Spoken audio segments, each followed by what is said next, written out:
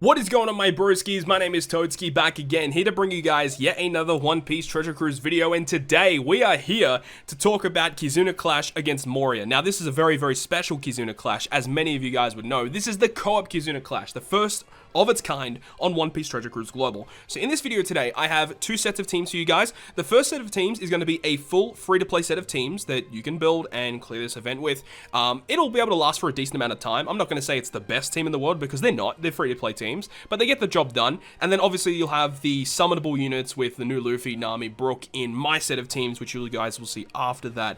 But before we get into that, I need to talk about this KIZUNA Clash because there are a couple of new characters and the structure of this event is a little bit different to the typical structure, right? So with KIZUNA Clash here, as per normal, you've got the different levels, you level up, you get tickets, etc. But the exchange is the big thing here that's different. There are lots of previous KIZUNA Clash characters that you can get your hands on in this treasure list. So if we go over to the treasure list, I can't really go through the previous boxes, but you'll be able to get the limit break materials for the Marco and Ace unit and also for the brand new Gecko Moria unit. So make sure to get those rainbow chests. But additionally, you can actually get additional characters as well. If we go to box 7, you can get the stuff for Zoro and Sanji KIZUNA unit. So if you guys are missing that, you can actually literally max out the character just from getting to box 7 and having enough tickets to do that, which is pretty exceptional, honestly. But you can also get your hands on Boa Hancock. The Stampede Boa Hancock from your couple of KIZUNAs ago is available here. It's weird though because I don't see her limit break materials here, so I don't know what that's all about. That's a little sketchy, but you're able to pick up that unit. And then also on the third listing down there, you'll be able to see there is a new unit that you can pick up here as well, which is Inupe and Jigoro, which are again a new character you can pick up from this KIZUNA Clash and are half decent. We'll talk about them right now. So let's go over to the character box and quickly discuss them before we get into the video today. So Gecko Moria. This unit right here is a strength-driven slasher. Captain effect is a 3x captain to strength dex psi and heals 5x recovery at the end of each turn. Even though he does give you the healing, I wouldn't feed recovery candies to him because you're never going to use this guy as a captain, in my personal opinion. I just think it's a waste of recovery candies. I'd probably give him HP candies if you do opt to feed candies to him in the first place. But as for his special ability, obviously he'll max out at a 15 turn cooldown. I think he gets cooldown from his limit break. I haven't double checked though, but either way, it changes your crew's type slots. So all colored orbs are changed to strength, locks those orbs for 1 turn, and then gives strength, dex, and psi characters a 1.75 times orb boost for 1 turn. But then there's a new mechanic here that states after 2 turns, boosts their slot effects by, again, 1.75 times. As I said, it's a new style of special where just after 2 turns have expired, you're going to get another orb boost. It's a very, very good special because this can be stacked with, hypothetically, Legend Lucy, right? Where it gives you an attack boost. If you hit a certain amount of perfects, you get an attack boost in the following turn. This actually stacks with that special, which what makes this character super interesting is using that character on top of other style of effects where you can have multiple turns of multiple buffs. It's a very, very good special. So I would suggest farming this event up, not only because it's a co-op KIZUNA Clash, but this unit's actually pretty good. He has a support effect as well, giving stat boost, makes dex and psi slots beneficial to himself, and I'm sure he gets another one upon limit break. I have not double checked that. But as for the other character available here is the Jigoro and Inupe character. So this unit is a strength slasher fighter. Captain effect is 1 turn cooldown at the start of the fight and 2.25 attack to slasher and fighter, so not a very good captain effect. Special, 13 turns, it comes maxed out, changes all slots including block to strength. That's an interesting special. That might have some usage in some specific teams, but in most cases, no. Just a full board of orb manipulation is not an amazing special. You need other characters to do different things, right? So it's not amazing, but he has a very interesting support effect. Hogback, Perona, Absalom, and Moria.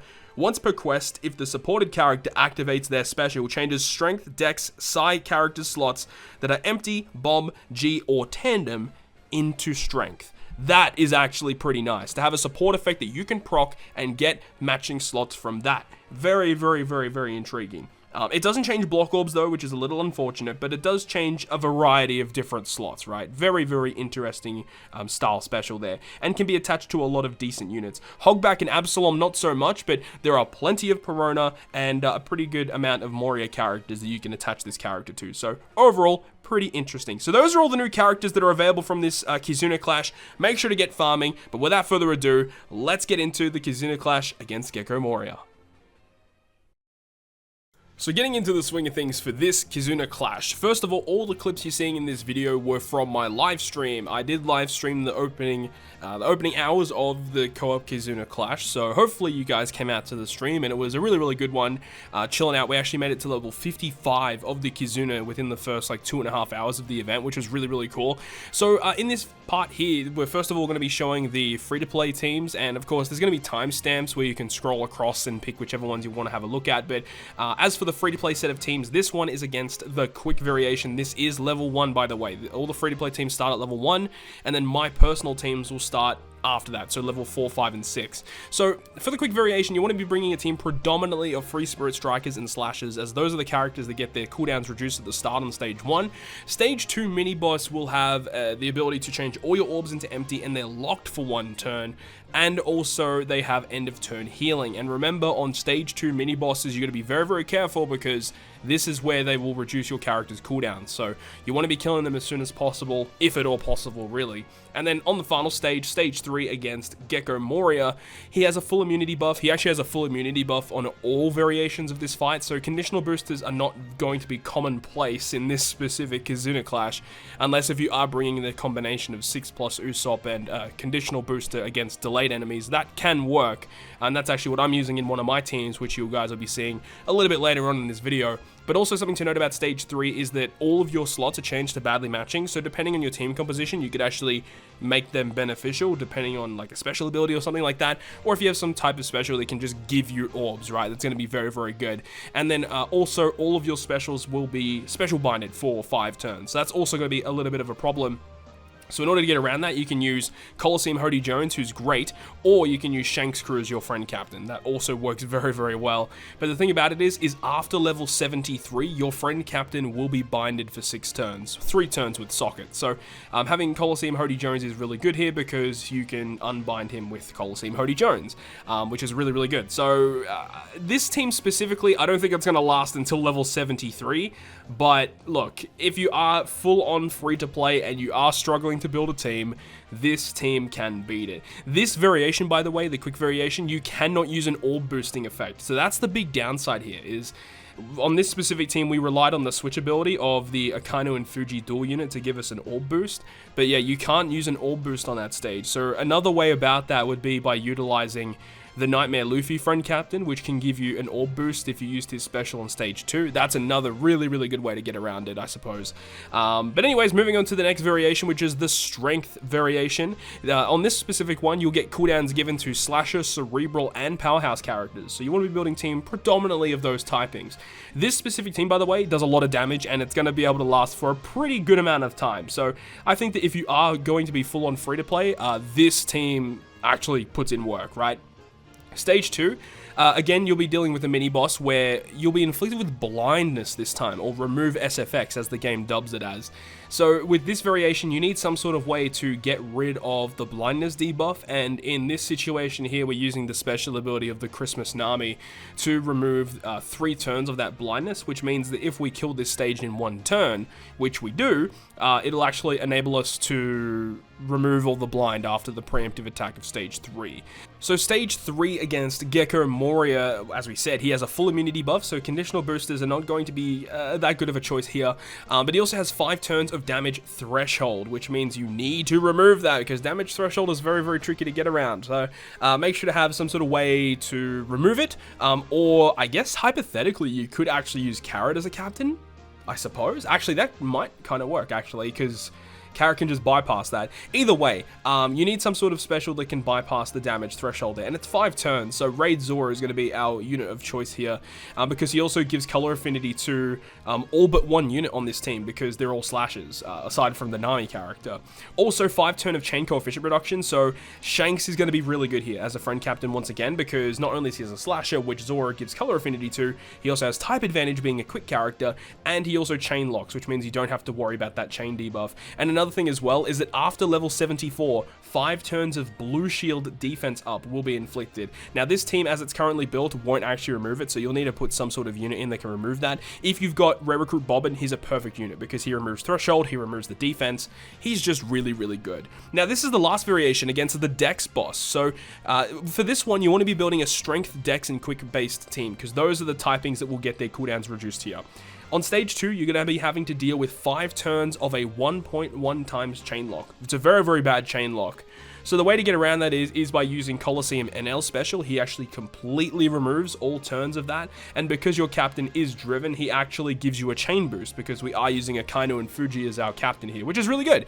And then on the final stage, the final stage, he'll have once again full immunity buff, and he has 5 turns of Rainbow Shield % damage reduction. So on this team, we are using Raid Zoro once again to remove that. He does give color affinity to slashes and driven, but in this example team here, we're going to be using Big Mom special anyway, which means that Zoro's special is only really used to remove the damage reduction. It's not really used on this team for his offensive capabilities. Your captains are also despaired for 5 turns, so this is why we're using Treasure Map Lore, because he can actually remove that despair, which is very, very good for us.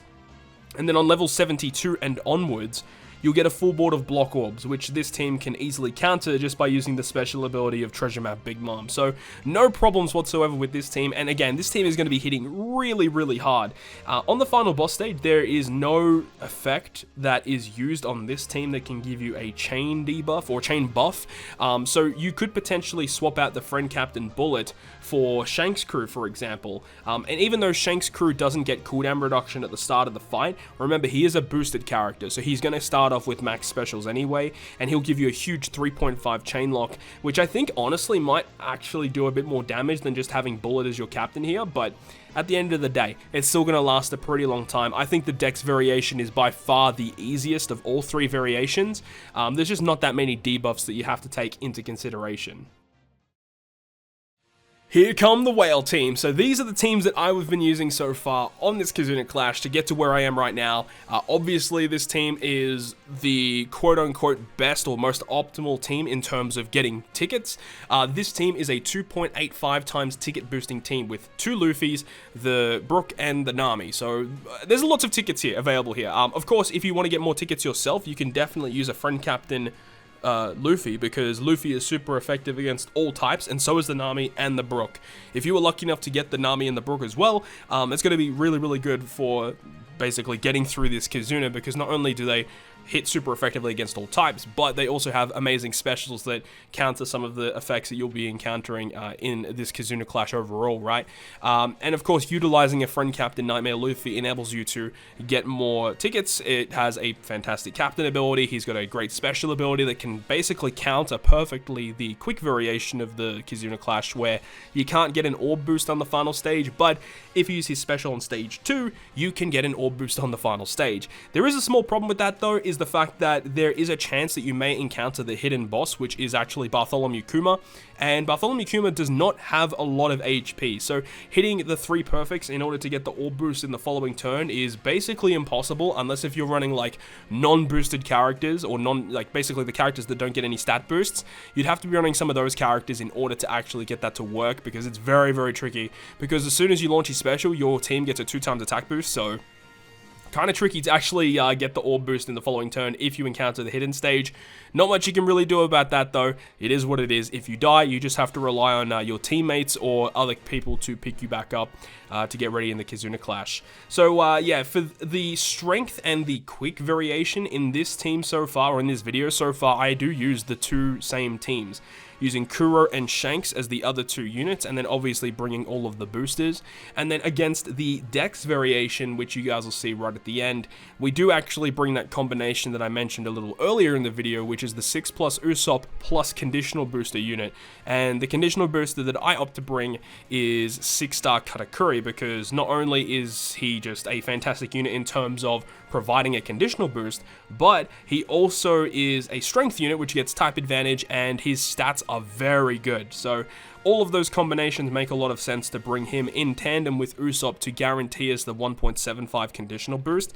And even if that team doesn't have like a chain locking mechanic like Shank's crew, which would be really, really nice. Remember that the Brook does provide a 0.8 chain boost when you launch his special, so it's all well and good. So anyways, I'll leave you guys with the rest of this video. There's not really much else I need to say in terms of my team specifically in this KIZUNA clash. It's pretty straightforward. We're just bringing the booster units, and I know some people don't like that, but look, it is what it is. That's what I'm using to farm it with. So hopefully you guys enjoyed the video today, and if you guys did enjoy it, make sure you go ahead and leave a like, and if you want to stay up to date with all the content I post on my channel, including more One Piece Treasure Cruise content, make sure to hit the subscribe button down below. But other than that, guys, I'll see you guys within the next video.